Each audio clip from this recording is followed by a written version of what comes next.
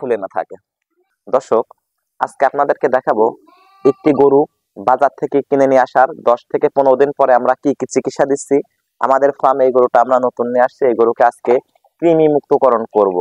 আর কৃমি মুক্তকরণে কি কি ওষুধ আমরা ব্যবহার করছি এই বিষয়টা আপনাদেরকে দেখানোর চেষ্টা করছি। আশা করি আমাদের পুরো ভিডিও জুড়ে আমাদের সঙ্গে থাকবেন এবং একটি গবাদি প্রাণীকে কিভাবে কৃমি মুক্তকরণ করা হচ্ছে এবং কি কি ওষুধের মাধ্যমে আমরা কৃমি মুক্তকরণ করছি সেটা আপনাদেরকে শিখাবো। আশা করি ইনশাল্লাহ ভালো কিছু শিখতে পারবেন এবং নিজের খামারে নিজেই যত্ন করতে পারবেন। পুরো ভিডিও জুড়ে আমাদের সঙ্গে থাকার জন্য আপনাদেরকে বিশেষ অনুরোধ করা যাচ্ছে। অ্যান্টিহিস্টামিনিক ইনজেকশন দিয়ে নিচ্ছি যেন গরুটা অ্যালার্জিতে কোনো সমস্যা না থাকে, এর জন্য আমরা ব্যবহার করছি অ্যান্টিহিস্টামিনিক এলারভেট। এটা পপুলার কোম্পানির এলারভেট অ্যান্টিহিস্টামিনিক ব্যবহার করছি। এটা আমরা মাংসে দিব 10 সিসি। দর্শক, আমরা এখন এই গরুটাকে কৃমি ইনজেকশন এটা অ্যান্টিহিস্টামিনিক ইনজেকশন পুশ করছি মিট মাংসে। দেখতে পাচ্ছেন যে মিট মাংসে আমরা পুশ করে দিলাম অ্যান্টিহিস্টামিনিক ইনজেকশন 10 সিসি। সুন্দর করে ডলে দিলাম যাতে ওষুধটা মিক্স হয়ে যায় ভালোভাবে। এরপরে আপনাদেরকে আরেকটি নতুন বিষয় জানাবো। আপনারা অনেকেই কলিজা কৃমি ইনজেকশন করেন বা কৃমি ইনজেকশন করেন, কিন্তু লিভার টনিক যে ইনজেকশন হয় এটা কিন্তু অনেকের জানা নেই। আপনাদেরকে বলবো, যখনই গরুকে কৃমি মুক্তকরণ করবেন, কৃমির ইনজেকশন করেন অথবা বড়ি খাওয়ান, তারপর পরে গরুকে লিভার টনিক করতে হয়। তো আমরা সিরাপে পরে যাব, সিরাপটা খাবো দীর্ঘদিন যাবত 5-7 দিন।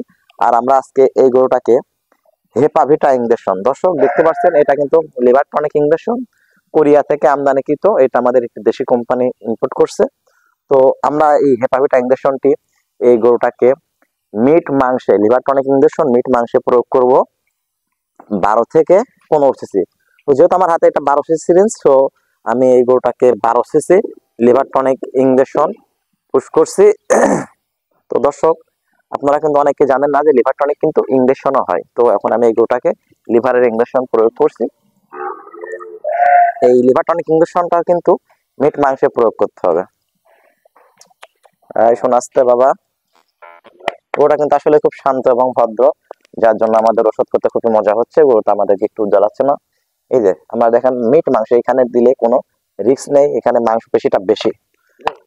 এবার আপনাদেরকে দেখাবো কৃমির ইনজেকশন। আমার হাতে যে ওষুধটা দেখতে পাচ্ছেন এটা আমার খুব ফেভারিট একটি ওষুধ। এটা আমি ব্যবহার করতে খুব মজা লাগে, কারণ এই ওষুধটা অনেক সেফটি মার্জন। এটা এমন কোনো কৃমি নাই যে এই ওষুধটাতে মরে না। চামড়ার নিচের কৃমি যাকে বলা হয় বহিঃপরজীবী, অন্তঃপরজীবী, দুইটা কৃমি কিন্তু এই ওষুধটাতে মরে। এটার মধ্যে দুইটা গ্রুপের ওষুধ যৌথভাবে থাকার কারণে আমি এটা ইউজ করি, যেটার নাম হচ্ছে এসিমেক্স প্লাস। আইভারমেকটিন এবং ক্লোরোসুলিন একসাথে থাকার কারণে এটা ব্যবহার করে খুবই মজা এবং প্রেগন্যান্সি অবস্থায় 100% সেফ। সকল খামারি ভাইদেরকে বলছি আপনারা এই গ্রুপের ওষুধটি ব্যবহার করবেন, হতে পারে যে কোনো কোম্পানির, কিন্তু আপনারা এই আইভারমেকটিন এবং ক্লোরোসুলিন গ্রুপের ওষুধটা ব্যবহার করে প্রেগন্যান্সি অবস্থায় সেফ, যে কোনো ক্ষেত্রে ব্যবহার করা যায় এবং এমন কোনো প্রকারের কৃমি নাই যে ওষুধটাতে মরে না। এই এসিমেক প্লাস ওষুধটির ডোজ প্রতি 50 কেজি বডি ওয়েটের জন্য 1 সিসি। তে আমরা এই অনুপাতে আমরা এই গরুটাকে 7 সিসি কৃমি ইনজেকশন প্রয়োগ করব। আপনারা দেখতে পাচ্ছেন এই যে আমরা এসিমেক্স প্লাস এই ওষুধটা চামড়া নিচ্ছি। মনে রাখবেন এই ওষুধটা কখনো ভুল কোনো মাংসে দেওয়া যাবে না, দিলে কিন্তু মাংস পচে যাবে। এই জন্য খামারি ভাইদেরকে দৃষ্টি আকর্ষণ করছি, আমি এখন যে ওষুধটা করব এটা সুন্দরভাবে মনোযোগ সহকারে দেখবেন। চামড়া নিচ্ছি, এই চায়না নিডল দিয়ে পুশ করলে কিন্তু কখনো মাংস যাওয়ার সম্ভাবনা থাকে না। যে দেখুন কিভাবে চামড়া নিচে ওষুধটা পুশ করতে হয়। চামড়াটা সুন্দর করে টেনে নেবেন, টেনে নিয়ে এই যে নিডলটা আমি সুন্দরভাবে দেখিয়ে দিলাম, চামড়ার নিচে দেওয়া হয়ে গেল। এটা কিন্তু মাংস যাওয়ার কোনো সম্ভাবনা নেই। এই যে দেখুন আস্তে শোনা, এই যে চামড়াটা টান দিয়ে ধরে এই যে দর্শক সুন্দরভাবে পুশ করে দিলাম চামড়ার নিচে। এবার সুন্দর করে নেড়ে দিবেন এবং চামড়ার নিচে অ্যাডজাস্ট করে দিবেন যাতে কোথাও ফুলে না থাকে। এই যে সুন্দরভাবে পুশ হয়ে গেছে, গরুটা কিন্তু অনেক শান্ত সুস্থ। কৃমি মুক্তকরণ শেষ। এই কৃমি মুক্তকরণ করার পরে পরবর্তী ধাপ কি আছে মোটাতাজাকরণের, এই বিষয়ে আপনাদেরকে দেখার জন্য দ্বিতীয় ভিডিওতে আমন্ত্রণ জানাচ্ছি।